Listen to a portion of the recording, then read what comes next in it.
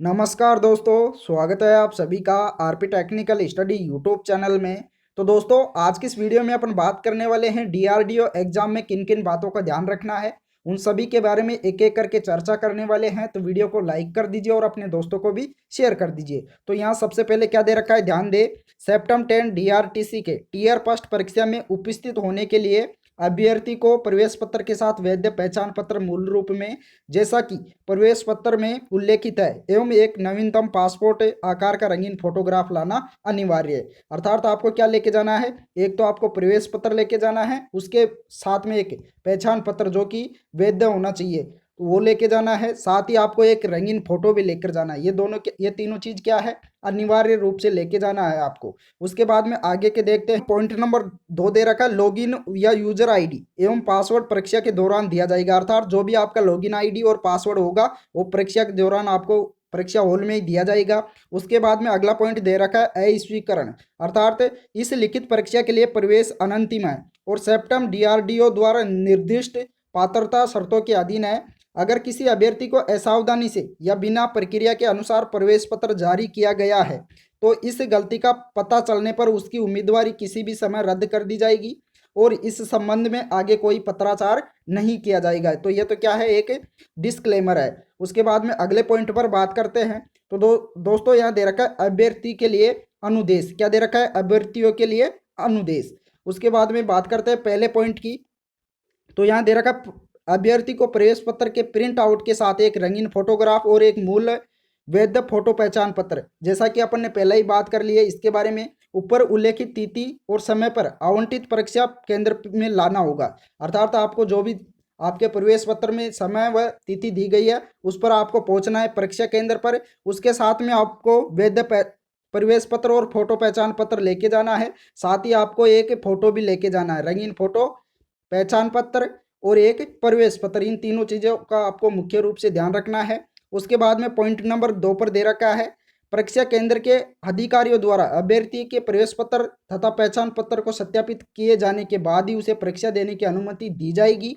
उसके बाद में तीसरा पॉइंट दे रखा है, अभ्यर्थी को प्रवेश पत्र में अंकित निर्धारित रिपोर्टिंग समय पर परीक्षा केंद्र में रिपोर्ट करना आवश्यक होगा।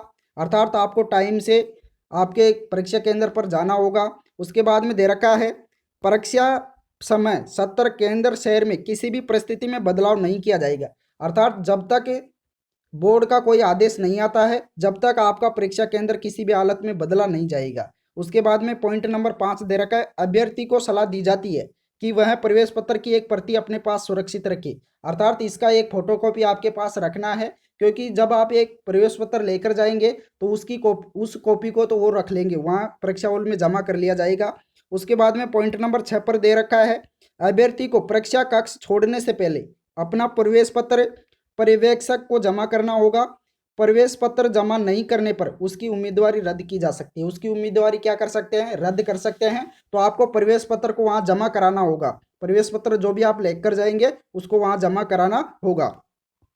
उसके बाद में पॉइंट नंबर 7 पर दे रखा है, अभ्यर्थी को परीक्षा समाप्ति से पहले परीक्षा का छोड़ने की अनुमति नहीं दी जाएगी। तो यह तो सभी एग्जामों में होता है, कंपलसरी होता है सभी एग्जाम्स के लिए। नंबर 11, यदि कोई अभ्यर्थी किसी भी अनाधिकृत सामग्री के साथ या नकल करने या प्रतिरूपण या अनुचित साधनों को अपनाने में शामिल पाया जाता है तो उस अभ्यर्थी के विरुद्ध अनुशासनात्मक कार्रवाई की जा सकती है, जिसमें उसके अभ्यर्थन को रद्द करना भी शामिल है। इस प्रकार से इस पॉइंट को भी मुख्य रूप से ध्यान रखना है। अगले पॉइंट पर दे रखा है कि ऐसे दिव्यांग अभ्यर्थी जो अतिरिक्त समय तथा स्क्राइब के पात्र है को निम्नलिखित दस्तावेज लाने की आवश्यकता, उनको अतिरिक्त दस्तावेज ले जाने की आवश्यकता है। तो वो दस्तावेज कौन कौन से हैं, तो यहाँ दे रखा है, सक्षम चिकित्सा प्राधिकरण द्वारा जारी किया गया एक चिकित्सक असमता प्रमाण पत्र। उसके बाद में परीक्षा में लेखन हेतु शारीरिक असमता का प्रमाण पत्र जहाँ लागू हो। उसके बाद में दे रखा है, दिव्यांग अभ्यर्थी द्वारा स्क्राइब उपयोग करने हेतु घोषणा पत्र। इस प्रकार से आपको जो भी डॉक्यूमेंट्स हो दिव्यांग के लिए उनको ये लेकर जाना है। उसके बाद में अगले पॉइंट पर बात करते हैं। तो दोस्तों अगला इंपॉर्टेंट यहाँ दे रखा, प्रवेश बंद होने के समय के बाद किसी भी अभ्यर्थी को परीक्षा केंद्र में प्रवेश करने की अनुमति नहीं दी जाएगी। यह इंपॉर्टेंट है, आपको परीक्षा केंद्र पर समय पर पहुंचना है। क्या करना है, टाइम पर पहुंचना है, क्योंकि एक बार आपका टाइम होने के बाद आपको परीक्षा केंद्र में अनुमति नहीं दी जाएगी। उसके बाद में अगला पॉइंट दे रखा है, कंप्यूटर आधारित परीक्षा की अवधि 120 प्रश्नों के लिए 90 मिनट होगी। आपका क्या होगा, 120 प्रश्न होंगे और आपका एक घंटा व 30 मिनट का टाइम मिलेगा। आपको कितना टाइम मिलेगा, 1 घंटा व 30 मिनट, अर्थात 90 मिनट का आपको टाइम मिलेगा, जिसमें आपको 120 क्वेश्चन सोल्व करने होंगे। उसके बाद में दे रखा है प्रश्न और विकल्प केवल हिंदी और अंग्रेजी भाषाओं में उपलब्ध होंगे, अर्थात आपके पास केवल 2 लैंग्वेज होगी, जिसमें हिंदी और इंग्लिश होगी।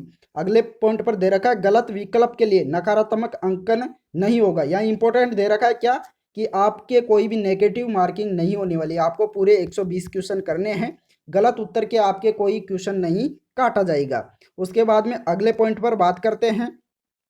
तो दोस्तों अगला पॉइंट दे रखा है अभ्यर्थी के सुविधा के लिए कंप्यूटर आधारित परीक्षा से परिचय एवं अभ्यास के लिए मॉक परीक्षा डीआरडीओ की वेबसाइट यानी www.drdo.government.in पर उपलब्ध है, अर्थात आप इसका मॉक टेस्ट भी दे सकते हैं। क्या कर सकते हैं, मॉक टेस्ट दे सकते हैं, जो कि डीआरडीओ की ऑफिशियल साइट पर है। उसके बाद में अगला पॉइंट दे रखा है पॉइंट नंबर 20, परीक्षा से संबंधित किसी भी नवीन जानकारी के लिए कृपया सेप्टम वेबसाइट पर एवं अपने रजिस्टर्ड ईमेल आईडी को चेक करते रहे, अर्थात आपको कोई भी सूचना होगी तो उसके लिए डीआरडीओ आपके पास या तो मेल कर देगा या ऑफिशियल साइट पर इस अपलोड कर देगा। इस प्रकार से ये थे इम्पोर्टेंट।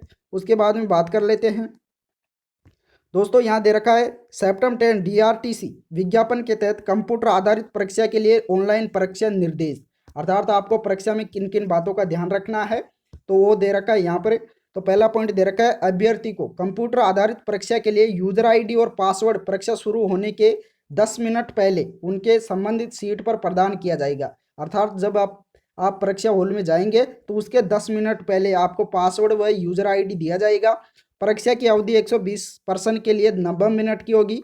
उसके बाद में अगला पॉइंट दे रखा है परीक्षा स्क्रीन पर केवल एक समय में एक ही प्रश्न प्रदर्शित किया जाएगा। अभ्यर्थी को अगले प्रश्न पर जाने के लिए स्क्रीन के नीचे दिए गए बटन नेक्स्ट क्वेश्चन पर क्लिक करना चाहिए, अथवा पिछले प्रश्न पर जाने के लिए प्रीवियस क्वेश्चन पर क्लिक करना चाहिए। दोनों बटन स्क्रीन के नीचे भाग में दिए गए हैं। अभ्यर्थी प्रश्नों के बीच में आगे और पीछे जाने के लिए स्क्रीन के दाईं ओर प्रदर्शित प्रश्न संख्या पर भी क्लिक कर सकते हैं। इस प्रकार से आपको परीक्षा में इन निर्देशों को ध्यान रखना है, अर्थात किस प्रकार से आपको टेस्ट देना है उसके बारे में दे रखा है इंपॉर्टेंट। उसके बाद में अगला पॉइंट दे रखा है अभ्यर्थी को दिए गए 4 विकल्पों में से उचित विकल्प पर क्लिक करना चाहिए। यदि अभ्यर्थी प्रश्न का उत्तर नहीं देना चाहता तो इसे खाली छोड़ दिया जा सकता है, अर्थात आप उसको खाली भी छोड़ सकते हैं। उसके बाद में दे रखा है कंप्यूटर स्क्रीन के शीर्ष दाहिने कॉर्नर पर टाइमर उपलब्ध है। आपसे अनुरोध है कि आवंटित समय के भीतर अपनी परीक्षा योजना सुनिश्चित करने के लिए आप समय का ध्यान रखिए। आपको क्या करना है, समय का ध्यान रखना है। उसके बाद में अगला दे रखा है अभ्यर्थी अपने उत्तर को अचिन्हित करने के लिए कंप्यूटर स्क्रीन के निचले भाग में इरेज बटन पर क्लिक कर सकते हैं। क्या कर सकते हैं, अगर आप किसी क्वेश्चन का उत्तर हटाना है, क्या करना है, उत्तर को हटाना है तो आप इरेज बटन को दबाकर उसको हटा सकते हैं। उसके बाद में अगला पॉइंट दे रखा है प्रश्नों के उत्तर दिए गए समय सीमा के भीतर किसी भी क्रम में दिया जा सकता है, अर्थात आपको किसी भी क्रम में दिया जा सकता है। उसके बाद में दे रखा है प्रयास किए गए और प्रयास नहीं किए गए प्रश्नों की सूची स्क्रीन के दाईं ओर दर्शाई गई है। अपने उत्तर में संशोधन के लिए किसी भी प्रयास पर क्लिक कर सकते हैं यदि आप ऐसा करने की इच्छा रखते हैं तो। उसके बाद में दे रखा है उम्मीदवारों के पास प्रश्न को बुकमार्क करने का विकल्प है। यदि आप बाद में इसकी समीक्षा करना चाहते हैं तो स्क्रीन के निचले हिस्से में उपलब्ध यहाँ क्या दे रखा है टैग बटन पर क्लिक कर सकते हैं। किसी विशिष्ट प्रश्न के बुकमार्क को डी टैग बटन पर क्लिक करके हटा सकते हैं। तो दोस्तों इस पॉइंट को ध्यान से देखना है। पॉइंट नंबर 10 को स्क्रीन के दाईं ओर दिए गए प्रश्न पैलेट में प्रत्येक प्रश्न की निम्न स्थिति बताई गई है, अर्थात आपको किस प्रकार से परीक्षा में देखना है उन सभी के बारे में यहाँ दे रखा है। प्रश्न को किस प्रकार से टिक मार्क करना है उसके बारे में बताया गया है।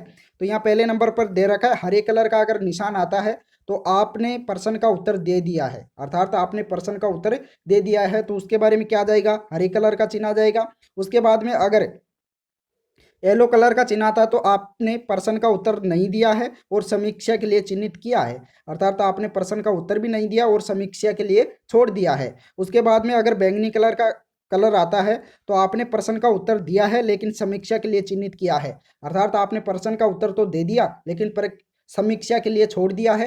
तो आपका अगर आप उसको बाद में सही नहीं करते, अर्थात तो उसको ग्रीन कलर में नहीं बदलते हैं, तो वो आपका क्वेश्चन गिनती में नहीं आएगा, अर्थात आपने किया जो प्रश्न उत्तर दिया है उसको उत्तर में नहीं माना जाएगा। अगर आप उसको खाली छोड़ते हैं तो आपने प्रश्न का उत्तर नहीं दिया है। तो इन चारों के बारे में आपको ध्यान से देख लेना है। उसके बाद में अगला दे रखा है नोट। वैसे प्रश्न जिनके लिए प्रयास किए गए समीक्षा के लिए चिन्हित किए गए हैं उन्हें प्रयास किए गए प्रश्नों के रूप में माना जाएगा जब तक कि अभ्यर्थी चयनित विकल्प को हटा नहीं देता है। उसके बाद में अगला दे रखा है प्रश्नों में आगे और पीछे जाने के लिए अभ्यर्थी को नेक्स्ट क्वेश्चन या प्रीवियस क्वेश्चन बटन का इस्तेमाल करना चाहिए अथवा कंप्यूटर स्क्रीन के दाएं हाथ की ओर दी गई प्रश्न संख्या पर क्लिक करना चाहिए। उसके बाद में अगला दे रखा जब भी अभ्यर्थी नेक्स्ट क्वेश्चन या प्रीवियस क्वेश्चन बटन पर क्लिक करके अगले प्रश्न पर जाता है तो उत्तरों को सहज लिया जाएगा, हालांकि उत्तर देने के बाद अंतिम प्रश्न स्वतः सहज लिया जाएगा। अगला पॉइंट दे रखा है अगर कोई अभ्यर्थी निर्धारित समय के भीतर प्रश्न पत्र पूरा कर लेता है तो वह प्रीवियस सबमिट पर क्लिक करके परीक्षा समाप्त कर सकता है, तथापि अभ्यर्थी को निर्धारित समय के अंत तक परीक्षा केंद्र छोड़ने की अनुमति नहीं दी जाएगी। उसके बाद में अगला पॉइंट दे रखा है परीक्षा की अवधि के पूरा होने पर भले ही अभ्यर्थी उत्तर पर क्लिक न करे या प्रीवियस सबमिट पर क्लिक न करे, परिणाम कंप्यूटर द्वारा स्वचालित रूप से सहज लिया जाएगा। उसके बाद में अगला पॉइंट दे रखा है यदि परीक्षा के समय किसी तकनीकी कारणों से परीक्षा बाधित होती है तो अभ्यर्थी को शीघ्र परीक्षा निरीक्षक को सूचित करना चाहिए।